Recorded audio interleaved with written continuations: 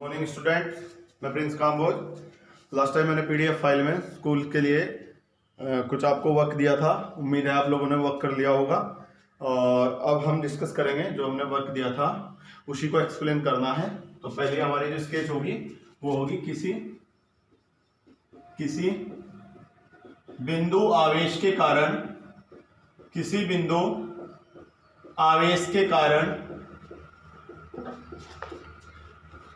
विद्युत क्षेत्र की तीव्रता नोट करने की आपको आवश्यकता नहीं है क्योंकि आपने ऑलरेडी ही नोट्स में सब कुछ आपने नोट कर रखा है। ठीक है, बस आपको समझने की जरूरत है। ये हमारे पास कोई बिंदु आवेश प्लस क्यू है, ठीक है, और ये हमने लिया है कोई टेस्ट चार्ज धन परीक्षण आवेश क्यू नॉट। ये बिंदु ए पर रखा हुआ है। आपके पॉइंट दूसरा भी हो सकता है, ऐसे बातें पॉइंट हम चेंज कर सकते हैं परंतु हम तरीका चेंज नहीं कर सकते, मेथड को हम नहीं बदल सकते। ये जो बिंदु ए है, सपोज ये बिंदु आपका बी है, तो आपको पता है इस प्लस क्यू आवेश के कारण इसके वैद्युत क्षेत्र में स्थित है। ये लास्ट टाइम वीडियो मैंने डिस्कस किया था। तो ये इसको प्रतिकर्षित करेगा, अर्थात इस पर एक बल लगाएगा। जो बल लगाया है वो बल कितना है? F लगाया है। कितना बल लगाया है? F लगाया है। ठीक है, तो प्लस क्यू आवेश के कारण प्लस क्यू नॉट आवेश पर लगने वाला बल कितना है? F। तब कूलॉम के नियम के अनुसार लगने वाला बल F बराबर होगा 1/4 पाई एप्सिलॉन नॉट। कब? जब ये के परावैद्युतांक वाले माध्यम में अगर स्थित हो तो एप्सिलॉन नॉट इंटू के और Q by are square. R होती है इनकी डिस्टेंस। तो आर हमने ली है distance between point A and B. तो इनकी डिस्टेंस कितनी है? आर। तो ये हो जाएगा F is equals to Q by are square. तो इतना बल लगा हुआ है, हमें निकालनी है बिंदु बी पर वैद्युत क्षेत्र की तीव्रता। तब बिंदु बी पर वैद्युत क्षेत्र की तीव्रता, तो वैद्युत क्षेत्र की तीव्रता होगी E बराबर लगने वाला बल और जिस चार्ज पर लगा है अपॉन में, यानी कि जिस चार्ज पर बल लगता है वो बल और वो चार्ज दोनों का अनुपात वैद्युत क्षेत्र की तीव्रता के बराबर होगा। तो इज इक्वल्स टू F की वैल्यू पुट करेंगे 1/4 पाई एप्सिलॉन नॉट इंटू के क्यू बाय आर। ये जो F इज इक्वल्स टू होगा 1/4 पाई एप्सिलॉन नॉट, ये Q इंटू क्यू नॉट, यानी कि जिन दो आवेशों के बीच में बल लगता है।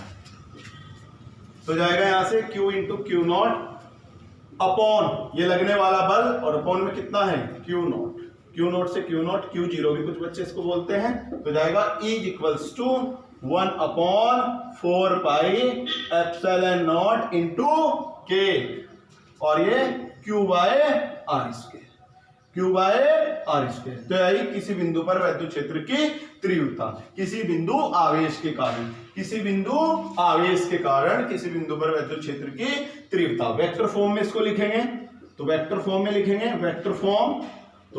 में लिखेंगे तो आ जाएगा E vector is equals to 1/4 pi epsilon not into के q by are square into unit vector of. ज्यादा करो तो यूनिट वेक्टर की वैल्यू पुट कर सकते हैं। Unit vector r is equals to होगा vector r by magnitude of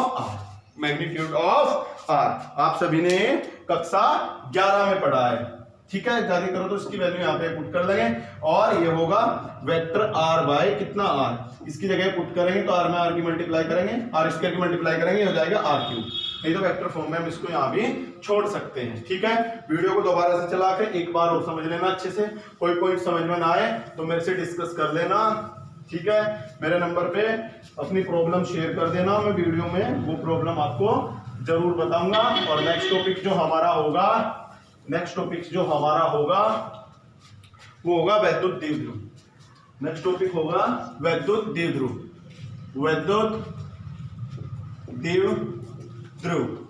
वैद्युत द्विध्रुव क्या होगा कि दो आवेश, ठीक है, दो आवेश एक आवेश हमारे पास है माइनस क्यू आवेश, दूसरा आवेश है प्लस क्यू आवेश। तो वैद्युत द्विध्रुव में क्या कहा है कि दो आवेश जो परिमाण में बराबर परंतु प्रकृति में विपरीत हो, उन आवेशों को मिलाकर बना निकाय वैद्युत द्विध्रुव कहलाता है। तो हमारे पास ऐसे आवेश हैं जिनका परिमाण बराबर है, मतलब मैग्नीट्यूड हम दोनों के निकालते हैं तो इक्वल होंगे, दोनों के परिमाण बराबर है परंतु प्रकृति विपरीत है, एक धनात्मक है दूसरा ऋणात्मक। और दूसरी बात, ये दोनों आवेश बहुत ही सूक्ष्म दूरी पर स्थित होते हैं, नैनोमीटर, माइक्रोमीटर, एंगस्ट्रॉम, etc। ठीक है, बहुत ही सूक्ष्म दूरी होती है दोनों के बीच की। तो दो आवेश जो बहुत सूक्ष्म दूरी पर स्थित हो, जिन्हों परिमाण में बराबर परंतु दिशा में विपरीत हो, तो दोनों आवेशों को मिलाकर बना निकाय कहलाता है वैद्युत द्विध्रुव। अगली जो हेडिंग है वो है आपकी वैद्युत द्विध्रुव आघूर्ण। वैद्युत द्विध्रुव आघूर्ण, इलेक्ट्रिक डाइपोल मोमेंट, वैद्युत द्विध्रुव आघूर्ण। तो वैद्युत द्विध्रुव आघूर्ण क्या है? कोई वैद्युत द्विध्रुव जो प्लस क्यू और माइनस क्यू चार्ज से मिलकर बना है, कोई वैद्युत द्विध्रुव जो प्लस क्यू और माइनस क्यू चार्ज से मिलकर बना है, और सपोज दोनों के बीच की दूरी कितनी ली है मैंने? 12 ली है। कितनी ली है? 12। ये इसका मिडिल पॉइंट O, तो L डिस्टेंस इधर होगी और L डिस्टेंस इधर होगी। So L plus L is equals to 12। तो वैद्युत द्विध्रुव आघूर्ण क्या होगा? वैद्युत द्विध्रुव आघूर्ण में बताया है कि वैद्युत द्विध्रुव उनमें से किसी एक आवेश के परिमाण, उनमें से किसी एक आवेश के परिमाण तथा दोनों आवेशों के बीच की दूरी का गुणनफल। तो वैद्युत द्विध्रुव आघूर्ण की जो डेफिनेशन है वो है वैद्युत द्विध्रुव आघूर्ण। वैद्युत द्विध्रुव आघूर्ण क्या कहा है कि वैद्युत द्विध्रुव से किसी एक आवेश का परिमाण, तो किसी एक आवेश का परिमाण मैग्नीट्यूड तथा दोनों आवेशों के बीच की दूरी का गुणनफल। दोनों आवेशों के बीच की दूरी, दोनों की आप मल्टीप्लाई करोगे तो आपको मिलेगा वैद्युत द्विध्रुव आघूर्ण। It is represented by P। ये एक वेक्टर क्वांटिटी है, तो हम उसको रिप्रेजेंट करेंगे P वेक्टर से। तो जाएगा P इज इक्वल्स टू किसी एक आवेश का परिमाण। लास्ट टाइम हमने डिस्कस किया माइनस क्यू और प्लस क्यू दोनों परिमाण में बराबर है परंतु प्रकृति में विपरीत है, तो परिमाण इनके लिए कितना होगा? Q।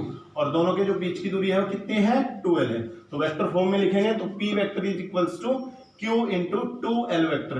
और जब वेक्टर फॉर्म में होगा तो यहां से 12 डिस्टेंस नहीं 12 डिस्प्लेसमेंट होगा, displacement between point charges plus Q and minus Q। ठीक है, इसके लिए हम यूनिट और इसका डायमेंशनल फॉर्मूला, तो P का मात्रक तथा V में सूत्र। तो P का मात्रक होगा यहां से Q का मात्रक, Q चार्ज है और चार्ज का मात्रक आप सभी को पता है कूलम।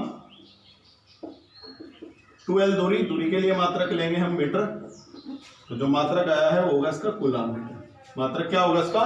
Coulomb metre. V में सूत्र P का V में सूत्र बराबर, तो P का V में सूत्र बराबर क्या होगा? Q का V में सूत्र तथा 2L का V में सूत्र। आप सभी को पता है 2 डायमेंशन लेस है, विमाहीन है, तो इसलिए इसका V में सूत्र नहीं होगा, V में सूत्र होगा केवल L का। Q क्या है? लास्ट टाइम हमने बात की थी, Q इक्वल्स टू होता है IT, I एम्पियर, तो A और T टाइम, तो T डायमेंशन फॉर्मूला होगा AT। तो जाएगा AT और L दूरी है, 2 डायमेंशन लेस है और दूरी के लिए L, तो यहां से हो जाएगा LAT। ये होगा इसका डायमेंशन फॉर्मूला। अब डायरेक्शन की बात कर लेते हैं। जब ये फिजिकल क्वांटिटी है वेक्टर क्वांटिटी, तो इसकी डायरेक्शन होगी हमेशा नेगेटिव से पॉजिटिव। ठीक है।